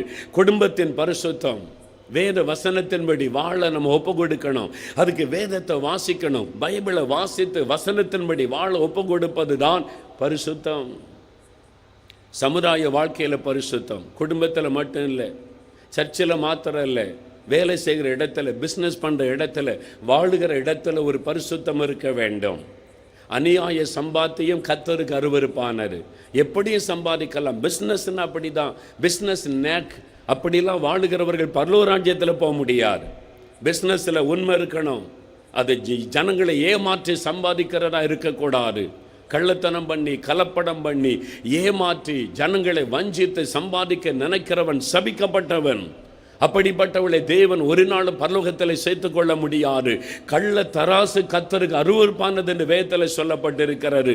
தராசில் உண்மை இல்லாட்டா அவங்க கூட சாபத்திற்குள்ளானவர்கள் பரலோக ராஜ்யத்தில் பிரவேசிக்க முடியாது. எல்லாவற்றிலும் பரிசுத்தம், உண்மை இருக்கணும். உடைய வியாபாரத்தில், வேலையில் உண்மை இருக்கணும். டீச்சராக வேலை செய்யலாம், பேங்கில் வேலை செய்யலாம், ஒரு அரசாங்கத்தில் பணி செய்யலாம். 8 மணி நேரம் வேலை செய்வதற்கு சம்பளம் கொடுக்கிறார்கள். 8 மணி நேரம் கடினமாக உழைக்கிறோமா, உண்மையாக உழைக்கிறோமா, அல்லது ஏமாற்றி கொண்டிருக்கிறோமா? யோசித்து பாருங்கள். நீங்கள் சரியாக உழைக்காதபடி, கடினமாக வேலை செய்யாதபடி சம்பளம் வாங்கினால் நீங்கள் ஏமாற்றுகிறவர்கள். பரலோக ராஜ்யத்திலே பிரவேசிக்க முடியாது. வேலையிலே உண்மை இருக்க வேண்டும். ஒரு கிறிஸ்தவன் தன்னுடைய வேலையிலே, கடமையிலே உண்மையாய் இருக்க வேண்டும், கடினமாக வேலை செய்ய வேண்டும், கடினமாய் உழைக்க வேண்டும். சோம்பேறியாக இருந்து கொண்டு ஏமாற்றி கொண்டு சம்பளம் வாங்குகிறவர்கள் பரலோக ராஜ்யத்திலே பிரவேசிக்க முடியாது. எல்லாவற்றிலும் பரிசுத்தம். பரிசுத்தம் என்பது நான் சிகரெட் பிடிக்க மாட்டேன், நான் டிவி பார்க்க மாட்டேன் என்பதோடு முடிந்து விடுகிறது அல்ல. அது வீட்டுக்கு உள்ளே, வேலை செய்கிற இடத்துல, பிசினஸ் பண்ற இடத்துல உண்மையும் பரிசுத்தமும் இருக்க வேண்டும். கடினமாக உழைக்க வேண்டும். அரசாங்க அதிகாரியா இருக்கிறீங்களா, ஒரு பைசா லஞ்சம் வாங்கினா கூட மோட்ச பாக்கியத்தை இழந்து போவீர்கள். ஒரு பைசா லஞ்சம் வாங்கினால் கூட பரலோக பாக்கியத்தை இழந்து போவீர்கள். உண்மை. ஒரு கிறிஸ்தவன் லஞ்சம் வாங்காதவன் என்று அரசாங்கம் சொல்ல வேண்டும். அப்படிப்பட்ட ஒரு வாழ்க்கை வாழ்வதுதான் கிறிஸ்தவ வாழ்க்கை. அப்படிப்பட்ட ஒரு பரிசுத்த வாழ்க்கைக்கு ஒப்பு கொடுக்க வேண்டும். லஞ்சம் வாங்குகிற கிறிஸ்தவ அதிகாரிகள் எத்தனை பேர்? உங்களோடு ஆண்டவர் பேசிக் கொண்டிருக்கிறார். உன் சம்பளத்திற்கு மேலாக 5 பைசா உன் வீட்டிற்குள்ளே வந்தாலும் சாபம் வருகிறது என்பதை அறிந்து கொள்ளுங்கள். நரகம் உங்களுக்கு திறக்கப்பட்டிருக்கிறது என்பதை அறிந்து கொள்ளுங்கள். உலகத்தில் சம்பாதிக்கலாம், எல்லாரும் தான் லஞ்சம் வாங்குறாங்க. அவங்க இப்படி இவங்க இப்படி மற்றவர்களை கை காண்பிக்கலாம். ஒரு நாள் நியாய தீர்ப்பு நாளிலே தேவ சமூகத்தில் நிற்கும் பொழுது ஆண்டவரே அவர்கள் வாங்கினார்கள் நான் வாங்கினேன் என்று சொல்ல முடியாது. சொல்ல முடியாது. நீ பரிசுத்தமாய் வாழ வேண்டும் என்று ஆண்டவர் சொல்லுகிறார். நீ லஞ்சம் வாங்க கூடாது என்று ஆண்டவர் சொல்லுகிறார். அதான் கிறிஸ்தவ வாழ்க்கை. அப்படிப்பட்ட வாழ்க்கைக்கு நம்ம அர்ப்பணிக்கணும். சமுதாய வாழ்க்கையில பரிசுத்தம். இன்னைக்கு கிறிஸ்தவ மக்கள் மத்தியிலே காணப்படுகிற சமுதாய சீர்கேடுகள் தெரியுமா? வரதட்சணை. எத்தனை கிறிஸ்தவர்கள் வரதட்சணை என்கிற பெயரில் வாழ வந்த ஒரு பெண்ணை கொடுமைப்படுத்தி கண்ணீர் வடிக்க வைத்து வேதனைப்படுத்தி கொண்டிருக்கிறார்கள்.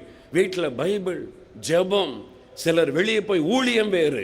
வீட்டில் வாழ வந்த மருமகளை வாழ விடாதபடி நீ சொல்லுகிற இயேசுவை பற்றி சொல்லுகிற அந்த ஊழியம் செய்கிற ஊழியம் ஏமாற்றுகிற ஒரு காரியம். முதலாவது வசனத்தின்படி வாழ ஒன்று ஒப்பு கொடுக்க வேண்டும். வரதட்சணை என்கிற சாபக்கேடு கிறிஸ்தவனை விட்டு விலக வேண்டும். ஜாதி. எத்தனை பேருடைய உள்ளத்தில் ஜாதி என்கிற பெருமை. பேருக்கு பின்னால் எப்பொழுது உன் ஜாதி பெயரை நீ எழுதுகிறாயோ நரகம் உனக்கு திறக்கப்பட்டு விட்டது என்று அர்த்தம். ஒரு நாள் உன் ஜாதியை சொல்லிக் கொண்டு மோட்சத்திற்குள்ளே செல்ல முடியாது. ஜாதி தேவனால் உண்டாக்கப்பட்டது அல்ல. வேதம் சொல்லுகிறது யோதன் என்றும் கிரேக்கன் என்றும் இல்லை, உயர்ந்தவன் என்றும் தாழ்ந்தவன் என்றும் இல்லை. கிறிஸ்துவுக்குள்ளே நாம் சமமாய் இருக்கிறோம், எல்லோரும் சகோதர சகோதரிகளாய் இருக்கிறோம் என்று வேதம் சொல்லுகிறது. எப்பொழுது நீ ஜாதியை பற்றி பெருமையாய் பேசுகிறாயோ நரகம் உனக்கு திறக்கப்பட்டு விட்டது என்பதை அறிந்து கொள். கிறிஸ்தவ வாழ்க்கை என்பது வெறுமனே வேத வாசிப்போடு முடிந்து விடுவதல்ல. சமுதாயத்தில் வேதம் சொல்லுகிறபடி வாழ வேண்டும். அப்படிப்பட்ட ஒரு வாழ்க்கைக்கு ஒப்பு கொடுக்கணும். எத்தனை இடத்துல இந்த ஜாதிக்கு ஒரு சர்ச், இந்த ஜாதிக்கு ஒரு சர்ச், இந்த ஜாதிக்கு ஒரு கல்லறை தோட்டம், இந்த ஜாதிக்கு ஒரு கல்லறை தோட்டம் என்று செய்தித்தாளிலே வாசிக்கும் போது என் உள்ளம் நொறுங்கி போகிறது. தேவனுடைய உள்ளம் எவ்வளவாய் துக்கப்படும். ஒரு ஜாதிக்கு ஒரு கல்லறை தோட்டம் வைத்திருக்கிற சபைகள், அந்த சபைக்கும் இயேசுவுக்கு சம்பந்தம் இல்லை.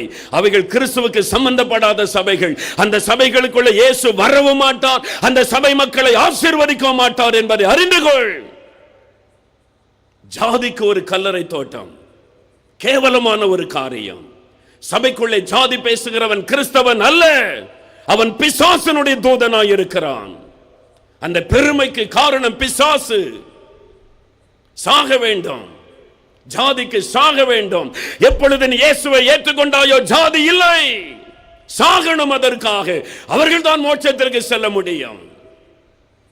வேத வசனத்தின்படி வாழணும். அதான் கிறிஸ்தவ வாழ்க்கை. இன்றைக்கு மனம் திரும்புவோம், அந்த பாவங்களை எல்லாம் விட்டு மனம் திரும்புவோம். நான் ஜெபம் பண்றேன், பைபிள் வாசிக்கிறேன், காணி கொடுக்கிறேன், தசமமாக கொடுக்கிறேன், சாட்சி சொல்றேன், நல்லது.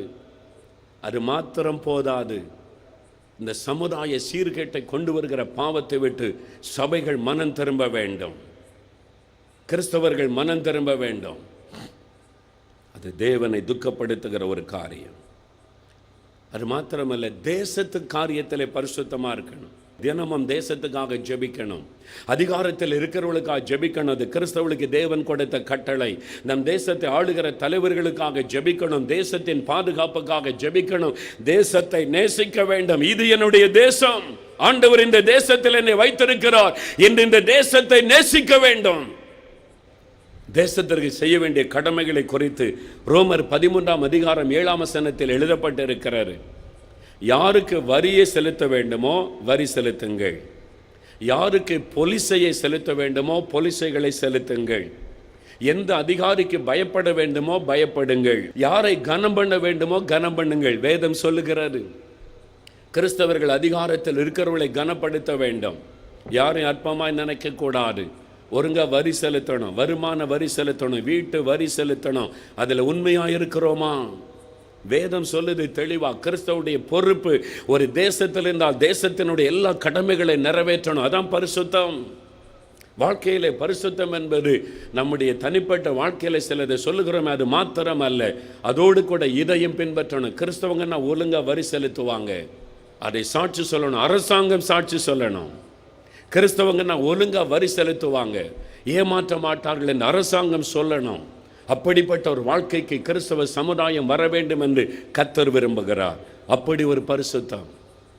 இரண்டாவதா ஒரு வசனத்தை நாம் வாசிக்கலாம். மத்தேயு 7ஆம் அதிகாரம் 21ஆம் வசனம். பரலோகத்தில் இருக்கிற என் பிதாவின் சித்தத்தின்படி செய்கிறவனே பரலோக ராஜ்யத்தில் பிரவேசிப்பானே அல்லாமல் என்னை நோக்கி கர்த்தாவே கர்த்தாவே என்று சொல்லுகிறவன் அதில் பிரவேசிப்பதில்லை. பரலோகத்தில் இருக்கிற பிதாவின் சித்தத்தை நிறைவேற்றுகிறவர்களே பரலோக ராஜ்யத்திலே பிரவேசிப்பார்கள். என்னை நோக்கி கர்த்தாவே கர்த்தாவேன்னு வெறுமனை ஜபித்து கொண்டிருந்தால் பரலோகத்துக்கு போக முடியாது. பிதாவின் சித்தத்தை நிறைவேற்றணும், தேவ சித்தத்தின்படி வாழ வேண்டும். அவர்கள் தான் பரலோக ராஜ்யத்தில் போக முடியும். தேவன் மகிழ்ச்சியோடு அவளை வரவேற்பார்.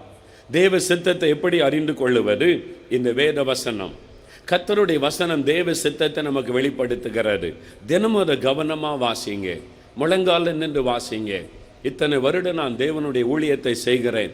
இன்றும் அதிகாலை எழும்பி நான் முழங்காலில் நின்று வேத வசனத்தை வாசிக்கிறேன்.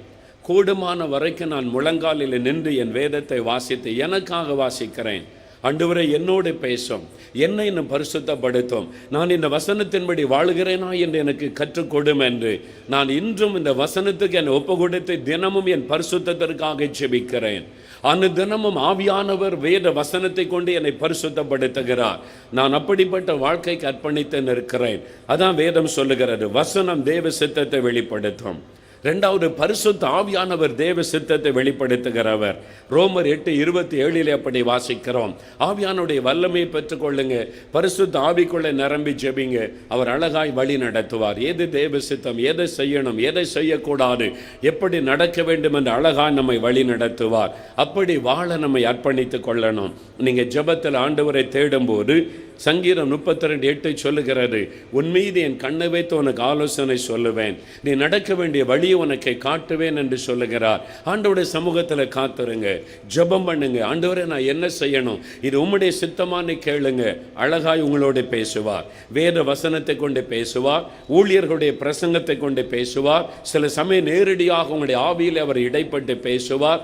ஏதோ ஒரு விதத்தில் உங்களை வழி நடத்துவார். நீங்கள் முயற்சி பண்ணணும், அப்படிப்பட்ட ஒரு வாழ்க்கை வாழ்வதற்கு உங்களை அர்ப்பணித்துக் கொள்ளணும். என்னால் ஆண்டவர் அதை விரும்புகிறார். ஒரு சமயம் பாருங்க, இயேசு ஒரு வீட்டில் பிரசங்கம் பண்ணி கொண்டு இருக்கிறார். அப்போ இயேசுடைய தாயும் அவருடைய சகோதரர்களும் இயேசுவை பார்க்க வீட்டுக்கு வெளியில் வந்திருக்கிறாங்க. ஒரு ஆள் வந்து சந்தோஷமாக சொல்கிறார், இயேசுவே உங்களுடைய தாயும் சகோதரர்களும் இடத்துல பேச வந்திருக்கிறாங்கன்னு சொல்லுகிறார். உடனே இயேசு மகிழ்ச்சியோடு, எங்கள் அம்மா வந்துட்டாங்களா, என் சகோதரன் வந்துட்டாங்களா அப்படின்னு போகலை. இயேசு என்ன சொன்னார் தெரியுமா? மத்தேயு 12ஆம் அதிகாரம் 50ஆம் வசனம் வாசித்து பாருங்க. யார் என்னுடைய தாய், யார் என்னுடைய சகோதரன்? ஆண்டவர் கேள்வி கேட்டு பதில் சொல்லுகிறார். தனக்கு முன்னால் உட்கார்ந்திருக்கவங்களை பார்த்து, என் பிதாவின் சித்தத்தை செய்கிற இவர்கள்தான், என்னுடைய வார்த்தையை கேட்டு பிதாவின் சித்தத்தை செய்கிற இவர்கள்தான் எனக்கு தாயும் சகோதரரும் சகோதரிகளுமாய் இருக்கிறார்கள் என்று இயேசு சொன்னார். எனக்கு அன்பானவர்களே, பிதாவின் சித்தம் செய்கிறவர்கள், வேத வசனத்தின்படி வாழுகிறவர்கள், நாம் செய்கிற ஒவ்வொரு காரியமும் தேவ சித்தம் தானான்னு யோசிக்கணும். ஆண்டவருக்கு ஊழியம் செய்தால் கூட தேவ சித்தத்தின்படி செய்தால்தான் பரலோக ராஜ்யத்தில் முடிசூட்டப்பட முடியும். ஆண்டவர் கொடுக்கிற பலனை பெற்றுக்கொள்ள முடியும். நம்ம இஷ்டத்துக்கு ஊழியம் செய்தால் ஆண்டவர் பரலோக ராஜ்யத்தில் கனப்படுத்த மாட்டார். தேவ சித்தத்தின்படி அந்த ஊழியத்தை செய்ய வேண்டியது அவசியம். பிரியமானவர்களே, ஆக அப்படிப்பட்ட ஒரு வாழ்க்கைக்கு அர்ப்பணித்துக் கொள்ளுங்க. கடைசியாய் ஒரு வசனத்தை சொல்லி முடிக்கிறேன். 1 யோவான் 2ஆம் அதிகாரம் 28ஆம் வசனம். இப்படி இருக்க பிள்ளைகளே, அவர் வெளிப்படும் போது நாம் அவர் வருகைக்கு முன்பாக வெட்கப்பட்டு போகாமல் தைரியம் உள்ளவர்களாய் இருக்கும்படிக்கு அவரில் நிலைத்திருங்கள். ஆகவே பிள்ளைகளே, இயேசு வரும் பொழுது நாம் வெட்கப்பட்டு போகாமல் தைரியம் உள்ளவர்களாய் கர்த்தருக்கு முன்னால் நிற்கும்படிக்கு அவரில் நிலைத்திருங்கள், இயேசுவில் நிலைத்திருங்கள். நிலைத்திருக்கிறவர்கள் தான் அந்த வருகையிலே மகிழ்ச்சியோடு அவரை சந்திக்க முடியும். ஏன் ஆண்டவர் என்ற வார்த்தை சொன்னார் தெரியுமா? அநேகர் கூட்டத்தில் ஒப்பு கொடுப்பாங்க, இயேசுவுக்கு என்று வாழ்வேன் என்று சொல்லுவாங்க. ஒரு பாடு வந்தவுடனே பின்வாங்கி போவாங்க. ஒரு உபத்திரம் வந்தவுடனே சிலர் பின்வாங்கிடுவாங்க. சிலருக்கு நிறைய செல்வம் வந்து விட்டால் ஆண்டவரையே மறந்து விடுவார்கள். அப்படிப்பட்டவர்கள் பரலோக ராஜ்யத்தில் போய் கர்த்தரை சந்திக்க முடியாது. உங்களுடைய கண்ணீரை அவர் துடைக்க முடியாது. மகிழ்ச்சியை பெற முடியாது. நிலைத்திருக்கணும். ரட்சிப்பிலே நிலைத்திருக்க வேண்டும். அர்ப்பணிப்பிலே நிலைத்திருக்க வேண்டும். இயேசுவை பின்பற்றுவதிலே நிலைத்திருக்க வேண்டும். மத்தேயு 24:13 இயேசு சொன்னார், முடிவு பரியந்தம் நிலைநிற்கிறவனே ரட்சிக்கப்படுவான் என்பதாக. ஏன் ஆண்டவர் அப்படி சொன்னார் தெரியுமா?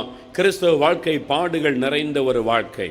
ஆண்டவர் எந்த இடத்திலும் நீங்கள் என்னை ஏற்றுக்கொள்ளுங்க, உங்களுக்கு ஒரு உபத்திரம் வராது, பாடுகள் வராது, உங்களுக்கு வியாதி வராது என்று எந்த இடத்திலும் வாக்கு கொடுக்கவே இல்லை. அதற்கு பதிலாக 1 பேதுரு 1:6-7 வசனங்களை பாருங்கள்.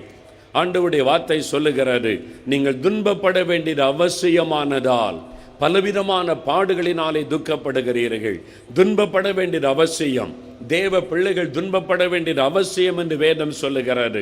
இயேசுவை பின்பற்றும் போது துன்பங்கள், பாடுகள், நிந்தைகள் வரத்தான் செய்யும். மற்றவர்கள் பரிகாசம் பண்ணுவார்கள், கேள்வி கேட்பார்கள், ஏளனம் பண்ணுவார்கள், நிந்திப்பார்கள். அந்த பாடுகள் நமக்கு உண்டு என்று வேதம் சொல்லுகிறது. யோவான் 16:33 பின்பகுதியில் இயேசு சொல்லுகிறார், உலகத்தில் உங்களுக்கு உபத்திரவம் உண்டு, ஆனாலும் திடன் கொள்ளுங்கள். என்னை பின்பற்றினால் உபத்திரவம் இல்லை என்று இயேசு சொல்லவில்லை. உபத்திரவம் உண்டு, பாடுகள் உண்டு. வேலை செய்கிற இடத்துல பாடுகள் வரும், தொழில் செய்கிற இடத்துல பாடுகள் வரும், வசிக்கிற இடத்துல பாடுகள் வரும். இயேசுவை பின்பற்றும் ஒரு பாடுகள் உண்டு, ஆனாலும் திடன் கொள்ளுங்கள், நான் உலகத்தை ஜெயித்தேன். அப்படித்தான் ஆண்டவர் சொல்லி இருக்கிறார். அவர் கூட இருப்பார், பாடுகளில் அவர் கைவிட மாட்டார். அப்போஸ்தலர் 14:22 பாருங்கள். நாம் அநேக உபத்திரவங்களின் வழியாய் தேவனுடைய ராஜ்யத்தில் பிரவேசிக்க வேண்டும் என்பதாய் பவுல் அப்போஸ்தலன் சொல்லுகிறார். அந்த பெரிய அப்போஸ்தலன் ஆலோசனையாக தேவனுடைய வார்த்தை சொல்லுகிறார். அநேக உபத்திரவங்கள் வரும், இயேசுவை பின்பற்றும் போது பாடுகள், உபத்திரவங்கள் வரும், ஆனாலும் நிலைநிறுத்த நிற்க வேண்டும்.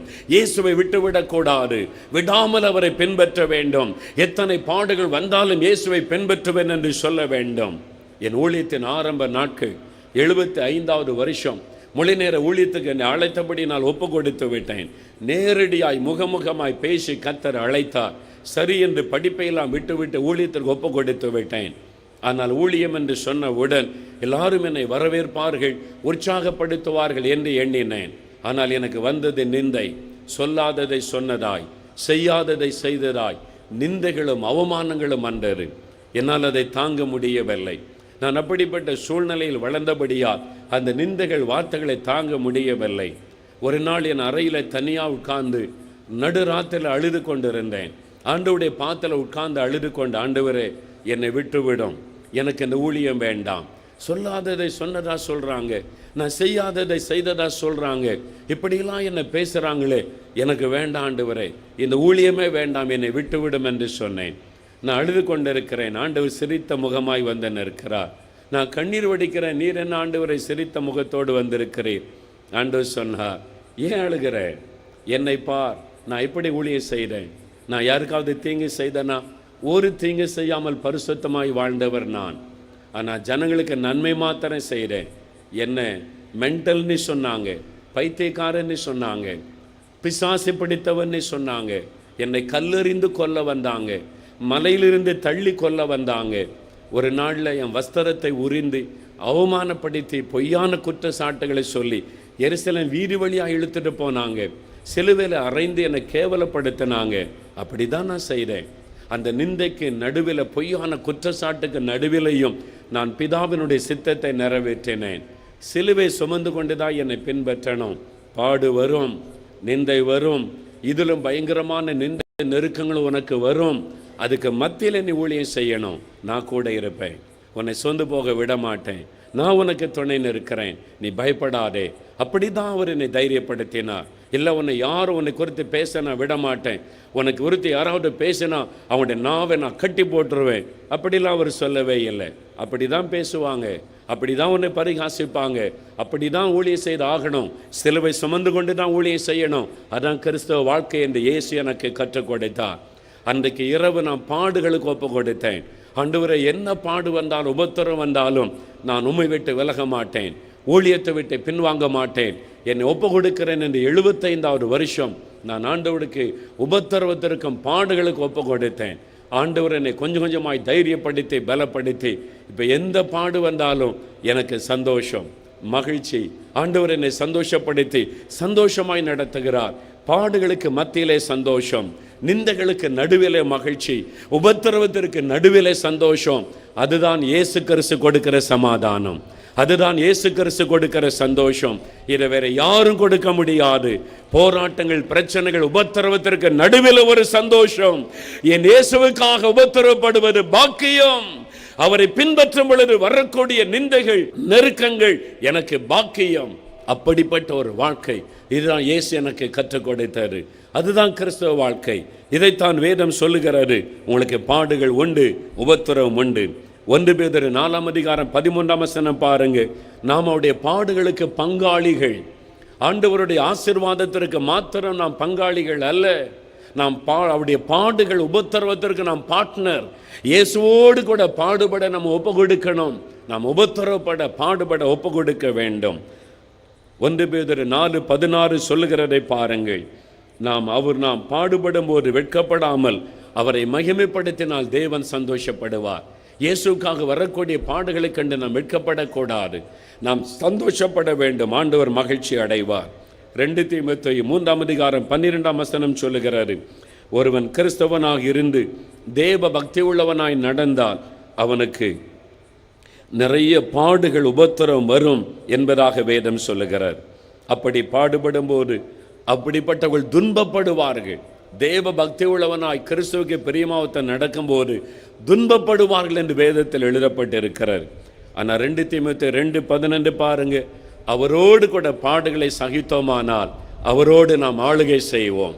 அவரோடு நாம் உபத்திரவத்தை சகித்தால் அவர் வரும்பொழுது மகிழ்ந்திருப்போம். அப்படிப்பட்ட ஒரு நாள் வருகிறது. உங்களுடைய கண்ணீரை அவர் துடைக்க போகிறார். இனி உங்களுக்கு பாடுகள் இல்லை என்று சொல்ல போகிறார். ஒருவேளை நினைக்கலாம், ஐயா எவ்வளவு காலம், இன்னும் எவ்வளவு காலம் இந்த பாடு உபத்திரம் என்று நினைக்கிறீங்களா? கடைசியாக ஒரு வசனத்தை சொல்லி முடிக்கிறேன். வெளிப்படுத்தின விசேஷம் 22 11, 12 வசனங்களிலே வாசிக்கிறோம். அநியாயம் செய்கிறவன் இன்னும் அநியாயம் செய்யட்டும், அசுத்தமாயிருக்கிறவன் இன்னும் அசுத்தமாயிருக்கட்டும், நீதி செய்கிறவன் இன்னும் நீதி செய்யட்டும், பரிசுத்தமாகிறவன் இன்னும் பரிசுத்தமாகட்டும். இதோ நான் சீக்கிரமாய் வருகிறேன். Behold, I come quickly. இதோ நான் சீக்கிரமாய் வருகிறேன். அவனுடைய கிரியைகளின்படி அவனுக்கு நான் அளிக்கும் பலன் என்னோட கூட வருகிறது. ஆண்டவர் சொல்லுகிறார், உங்களுக்குரிய பலன், ரிவார்டு, உங்களுக்குரிய கிஃப்ட் நான் கொண்டு வருகிறேன். இயேசுவை பின்பற்றக்கூடிய, அவருடைய நாமத்தை மகிமைப்படுத்தக்கூடிய, அவருக்கென்று ஊழியம் செய்யக்கூடிய அவருடைய பிள்ளைகளுக்குரிய பலனை தேவன் கொண்டு வருகிறாராம். இதோ நான் சீக்கிரமாய் வருகிறேன், உங்களுக்குரிய பலன் வருகிறது. ஆகவே திடன் கொள்ளுங்கள். இயேசுவை பின்பற்றக்கூடிய தேவ பிள்ளைகள் திடன் கொள்ளுங்கள். அவருடைய ஊழியத்தை செய்கிறேன் உடன் ஊழியர்கள், ஊழியக்காரிகள் திடன் கொள்ளுங்கள். பாடுகள், உபத்திரவங்கள், நிந்தைகள், பரிகாசங்கள் வரட்டும், ஆண்டவருக்குள்ளே நிலைத்திருங்கள். ஆண்டவர் சொல்லுகிறார், இதோ நான் சீக்கிரமாய் வருகிறேன், உங்களுக்குரிய பலனை கொண்டு வருகிறேன் என்று ஆண்டவர் சொல்லுகிறார். அந்த நாள் வந்து கொண்டிருக்கிறது. நாம் ஜெபிக்கும்படி எழுந்து நிற்போம். எல்லாரும் ஜெபம் பண்ணுவதற்காக தேவ சமூகத்தில் வேகமாக நாம் எழுந்து நிற்போம். ஒரு முக்கியமான நேரம் இது. ஆண்டவர் நம்மோடு பேசியிருக்கிறார். நம்மை தனிப்பட்ட முறையில் சந்திக்கிற ஒரு நேரம் இது. எல்லாரும் ஜெபத்தோடு கூட எழுந்து நிற்போம். Thank you Jesus, thank you Lord. மக்கு நன்றி. அவர் இந்த கடைசி நாளில் நம்மை ஆசீர்வதிக்க எழுந்தருளி இருக்கிறார். உங்களுக்கு சுகம் கொடுக்க, அற்புதங்களை செய்ய, உங்களை ஆசீர்வதித்த மகிழ்ச்சியோடு அனுப்ப இங்கே எழுந்தருளி இருக்கிறார். அவருடைய ஆசீர்வாதத்தை பெற்றுக்கொள்ள நம்மை அவருக்கு அர்ப்பணிக்க வேண்டும். ஒரு பரிசுத்த வாழ்க்கைக்காக அர்ப்பணிக்க வேண்டும். ஒரு சுத்திகரிப்புக்காக நம்மை அர்ப்பணிக்க வேண்டும். ஆண்டவருடைய வருகையிலே காணப்படுவதற்காக பாவத்தை அறிக்கை இடுங்கள். இப்பொழுது தன் பாவத்தை மறைக்கிறவன் வாழ்வடைய மாட்டான், அறிக்கை செய்து விட்டு விடுகிறவன் இரக்கம் பெறுவான். ஆண்டவர் உன்னை மன்னிக்க ஆயத்தமாயிருக்கிறார், ரட்சிக்க ஆயத்தமாயிருக்கிறார். எந்த பாவத்தையும் மன்னித்து ஒரு புதிய வாழ்க்கை கொடுக்க ஆயத்தமாயிருக்கிறார்.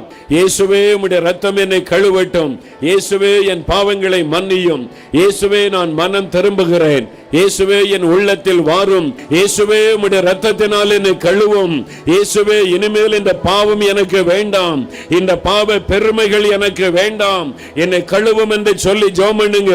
உம்முடைய வருகையிலே நான் காணப்பட வேண்டுமே, நீர் வரும்பொழுது உம்மோடு நான் இருக்க வேண்டுமே. ஆண்டவரே, நரகத்திற்கு என்னை தப்பித்துக் கொள்ள எனக்கு உதவி செய்யும், நரக அக்னிக்குள்ளே நான் போய்விடக் கூடாது, இயேசுவே என்னை மன்னியும். ஆண்டவரிடத்தில் சொல்லுங்கள், உடைய குடி பழக்கத்தை விட்டு மனம் திரும்புங்கள், போதை வஸ்துகளை விட்டு மனம் திரும்புங்கள், இயேசுவிடத்தில் அறிக்கையிட இதோ உடைய ரத்தம் உங்களை கழுவுகிறது, இயேசுவின் ரத்தம் உங்களை கழுவுகிறது. மைதானம் எங்கிலும் அவருடைய பிரசன்னம் இறங்கி கொண்டிருக்கிறது. பாவ கட்டுகள் தெரிபட்டு போவதாக, பாவ வல்லமைகள் அறுக்கப்படுவதாக, பாவத்தை கொண்டு வருகிற அசுத்த ஆவிகள் இயேசுவின் நாமத்தில் வெளியேறுவதாக, குடிவெறியின் ஆவிகள் இயேசுவின் நாமத்தில் வெளியேறுவதாக, மதுபானத்தை கொண்டு வரக்கூடிய ஆவிகள் இயேசுவின் நாமத்தில் வெளியேறுவதாக, இச்சையின் ஆவிகள் இயேசுவின் நாமத்தில் வெளியேறுவதாக, விபச்சாரத்தின் ஆவிகள் இயேசுவின் நாமத்தில் வெளியேறுவதாக, ஜாதி பெருமையை கொண்டு வரக்கூடிய அசுத்த ஆவிகள் இயேசுவின் நாமத்தில் வெளியேறுவதாக, ஒவ்வொருவர் மீதும் இயேசுவின் இரத்தத்தின் வல்லமை இறங்குவதாக. சுத்திகரியும் ஆண்டவரே, பரிசுத்தப்படுத்தும், ஒவ்வொருவரையும் பரிசுத்தப்படுத்தும். நானே உன்னை பரிசுத்தமாக்கிற கர்த்தர் என்று சொன்னீரேன், ஒவ்வொருவரையும் பரிசுத்தப்படுத்தும். உம்முடைய இரத்தத்தின் வல்லமை இறங்கிக் கொண்டு இருக்கிறதற்காய் ஸ்தோத்திரம். இயேசுவே, உம்முடைய ரத்தம் என்னை கழுவினதற்காய் ஸ்தோத்திரம்னு சொல்லுங்க, வாய் திறந்து சொல்லுங்க. என்னை மன்னித்ததற்காய் ஸ்தோத்திரம், என்னை கழுவினதற்காய் ஸ்தோத்திரம். இயேசுவே, என் உள்ளத்திலே வாரும், எனக்குள்ளே தங்கி இரும், இனிமேல் நான் உம்மை விட்டு விலக மாட்டேன், எத்தனை பாடுகள் வந்தாலும் உம்மை விட்டு விலக மாட்டேன், யார் என்ன நிந்தித்தாலும் இயேசுவை விட்டு நான் விலக மாட்டேன், முன்வைத்த காலை பின் வைக்க மாட்டேன், எத்தனை பாடுகள் நிந்தைகள் நெருக்கங்கள் உபத்திரவங்கள் வந்தாலும் இயேசுவை உம்மை விட்டு விலக மாட்டேன் என்று சொல்லுங்கள். ஆண்டவர் மகிழ்ச்சி அடைகிறார். அல்லேலூயா, உமக்கு நன்றி, உமக்கு நன்றி. தகப்பனே, இங்கு வந்திருக்கிற அத்தனை குடும்பங்களும் இயேசுவின் நாமத்தில் ஆசீர்வதிக்கப்படட்டும். வேலையில்லாத பிள்ளைகளுக்கு வேலைக்கு வழி திறந்து கொடும், உடனே வேலைக்கு வழி திறக்கப்படட்டும். பிள்ளைகளுடைய திருமண காரியமாய் பெற்றோர் ஜெபிக்கிறார்களே, உடனே காரியத்தை வாய்க்க பண்ணி நல்ல வாழ்க்கையை அவளுக்கு அமைத்து கொடுப்பீராக. ஆண்டவரே, தொழிலுக்காக ஜெபிக்கிற பிள்ளைகளுடைய தொழில்கள் ஆசீர்வதிக்கப்படட்டும், அவருடைய வியாபாரங்கள் ஆசீர்வதிக்கப்படட்டும், செழிக்கட்டும் என்று நான் ஜெபிக்கிறேன்.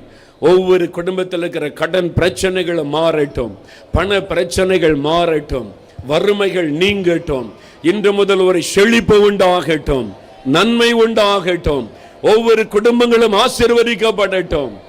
ஆண்டவரே, கற்பத்தின் கனிக்காக ஜெபிக்கிற ஆண்டவரே சகோதரிமார்களுக்காக ஜெபிக்கிறேன்.